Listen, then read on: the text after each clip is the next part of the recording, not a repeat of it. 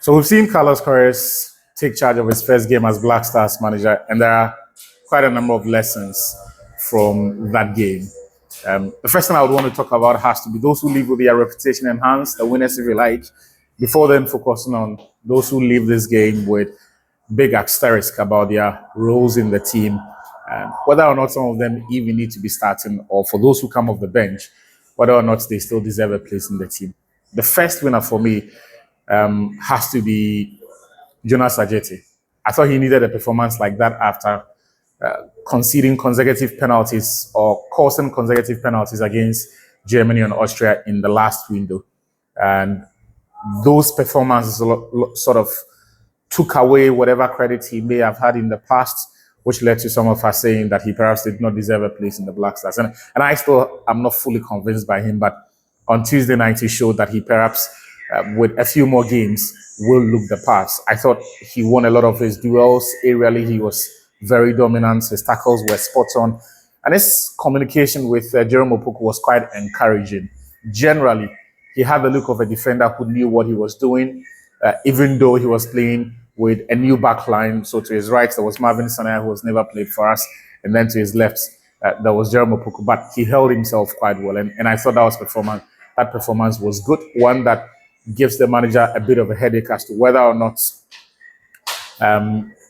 they should start Kojo Opon-Pepra. The only issue I have is that I've seen a lot of people try to exaggerate how good that performance was and try to almost suggest that the criticisms from the first two games that he played where he committed penalties were overboard. They were not. I mean, I don't know anywhere in the world where a defender will commit consecutive penalties or they will cause consecutive penalties and they'll be applauded for it. And the standards in the Black Stars are pretty high. And I think that the criticisms reflected our collective disappointment, but also were in furtherance of the very high standards that we expect of defenders. But yeah, last night was quite good for Jonas Ajeti.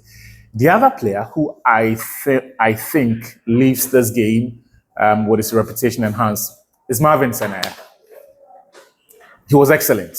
I thought he tracked his runners quite well. He won almost every duel there, blocked the crosses as well as he could. And when the team needed to quickly get out of blocks and get further up the pitch, he was the guy as well. He had a lot of energy. The only disappointment was that whenever he got further up the pitch, the winger in front of him, Abdul Fattah Issahaku, simply had no interest in using him either as a decoy or to combine with him. But I thought it was a really good performance. We're not getting ahead of ourselves here, but it was refreshing to see a Ghanaian right back who looked very comfortable in his position, especially in a game that was supposed to be his debut start for the Black Stars. He looked right at home.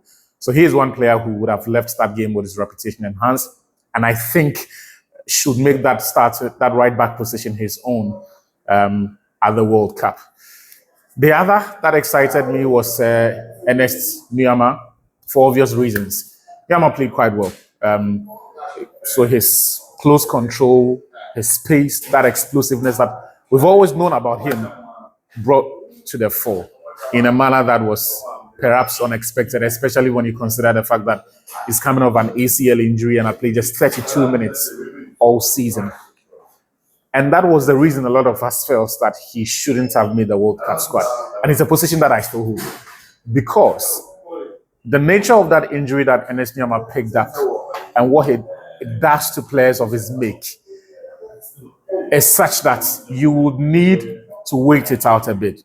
Let them play a couple of games and then see if they have not lost any of that explosive running power that they have, that close control. Do they still back themselves to take on an opponent when the opportunity presents itself? Those are things that you monitor over 4 or 5 games. Maybe you start with feelers, like we saw yesterday. So 20, 30 minutes there, 40 minutes eventually, and then they start getting regular 90 minutes or starting games before you make a decision that, okay, I have seen enough of this player to say that the ACL injury did not affect them, and so let's take them to the World Cup. So I think the World Cup has come too soon for Ernest Nuamah.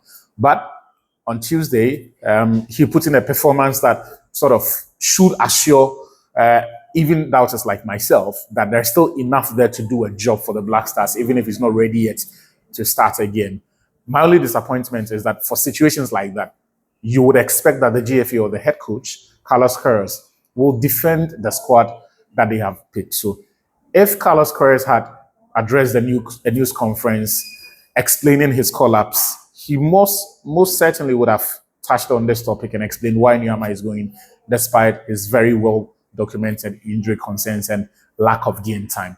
That would have at least put that matter to bed, or at least provided an explanation for any fair objective mind to either take or they interrogate. But that did not happen. And I thought it was the one missing thing that did not exactly help the Nuamah conversation. But I digress. So last night was quite good for him and for the coach as well, because he needed a performance that will convince Ghanaians that, you know what, I have made the right choice. And I think Ernest Nuamah delivered that. So Nuamah, Jonas Ajete, Marvin Senna, as for Caleb Irenchi, you all know the stuff that he's made of. Look, the only person in Ghana who didn't know the quality that Irenchi has got was Otuado. And he ignorantly played him out of position as a right back. Because how do you look at this guy's body of work? How do you look at his skill sets and decide that the best position for him is at right back? Yesterday, he brought a lot of energy, and he was always an option to pass the ball to. And that perhaps was the most significant thing, because when he came on, we stopped going long. And it was pretty simple. When a player runs into traffic and they look right or left, they saw Caleb Irenchi, and so they passed the ball to him. So he was always an option for teammates to pass the ball to. That improved our build-up options in any phase of the game. And in attack, because he had that energy and the legs to get up and down the pitch, when we were attacking, he would also be there to improve our numbers and improve the options that his teammates had. And that is how come we got that goal, because when Brandon Thomas Asante won the ball high up the pitch, all of a sudden we had a 3v2 or so in that space. So you had Irenchi, Nuamah, and then Brandon Asante. And once Nuamah took off, he had the legs to keep up the pace with him and run with him. And that's how come, even after the goalkeeper saved the ball, he was able to put the ball in the back of the net. So, look, he's a fine player. He's the future of this team, and he needs to start games. And that takes me to the losers from yesterday's game. If Irenchi is going to start, I'm afraid Thomas Partey needs some time on the bench. Yesterday, it was painfully obvious that Thomas Partey doesn't have the match rhythm to be starting games. Look, he was late to tackles. His lack of minutes is the reason he was late to tackles, because he doesn't have the intensity and the legs to keep up with the pace of the game. As a result, he knows what he has to do. He knows where he has to be, but just doesn't have the sharpness to get there in time. And so he gets there, but a second or two later, or a microsecond later, and he tries to compensate for that with a tackle, and it's always a late tackle. And once it's a late tackle, you will get booked. He probably should have been sent off. In a World Cup, he will be sent off for the 2 fouls that he committed in yesterday's game. So that, for me, was quite disappointing to see, and it was painful to watch. Even in possession, it looked like his inventiveness had deserted him. And without that, Thomas Partey really is not the sort of player that you need to be starting. He needs minutes. I am hopeful that the next game that he starts, he will improve, he will get better. But are we going to put the development or the progress of this team on hold just to start Thomas Partey? I doubt. Especially when you've got quality like Caleb Irenchi there, it is better to give those minutes to Caleb Irenchi, let him start. And so I would say that it will make sense for the manager to drop Thomas Partey for the next Black Stars game, be it Jamaica, Venezuela, or whoever that the Black Stars are going to play, because there is no time to build. Choose your best players and try to work out a setup that will get you as close as possible to the desired results that we're looking for. And that's why I would want Thomas Partey to be dropped. There are two other players that I will talk about finally. Abdul Fattah Issahaku. Look, I think the problem with that guy is that he's got a doppelganger. Yeah. I think there is a real one who plays in Europe for Leicester City, the guy who just came off his best season and in Europe and was the club's player of the season, Abdul Fattah Issahaku. 9 goals, 7 or 4 assists, created a ton of chances for them at it. There's a real one. That's the real one. And then there's a fake one who turns up for the Black Stars, because tell me how after 5 years, this guy still can't hack it. He's getting basic passes wrong.